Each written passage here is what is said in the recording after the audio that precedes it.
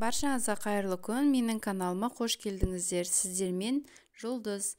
Бүгін каналымызда осындай әдемі әрі дәмді салаттың рецептін көрсететін боламын. Бізге керегі бір қияр. Оны осылай қиғаш етіп турап аламыз. Орташа қалыңдықты.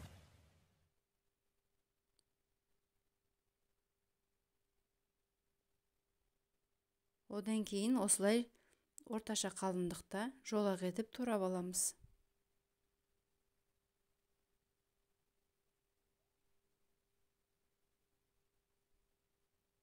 Мінекей қиярымыз осындай болып шығу керек.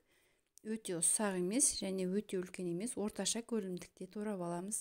Оны табағымызға салып қоямыз және осының үстіне краб таяқшаларын турайып салатын боламыз. Оны да осылай қиғаш етіп кесетін боламыз. Осылай қиғаш етіп кесіңіздер, өйткені салатымыз әдемі көрінетін болады. Екі жағы осындай үшкір етіп тұратындай. Бұл жерде салаттың порциясы 2 порцияға арналған. Егерде сіздерге көптеу керек болатын болса, осының үстіне тағы да қосып жасасаңыздар болады.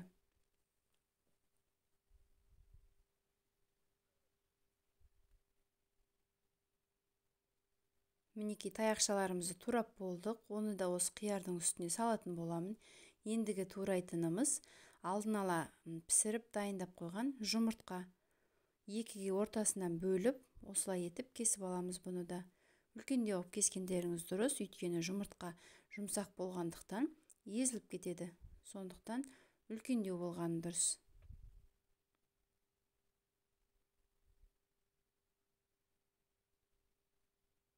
Мінекей турап болған жұмыртқамызды осы табағымыздың үстіне салатын боламыз.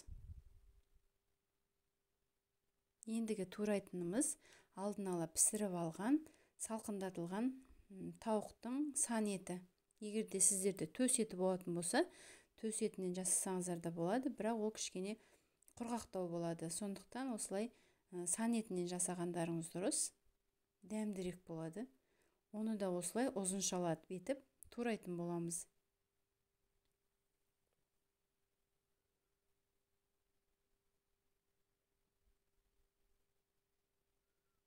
Салатымыздың үстіне салатын боламыз тауық етін.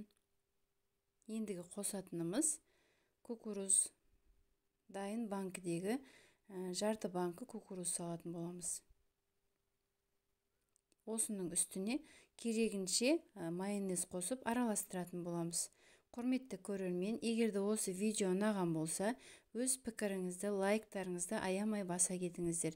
Және менің каналымды қолдау ретінде подписаться батырмасын басып, келесі видеоларды жіберіп алмас үшін қоңыраушаны баса кетіңіздер. Мінекей салатымыз дайын, дәмді әрі әдемі болып шықты. Видеоның соңына дейін тамашалағандарыңызға рахмет. Сау болыңыздар.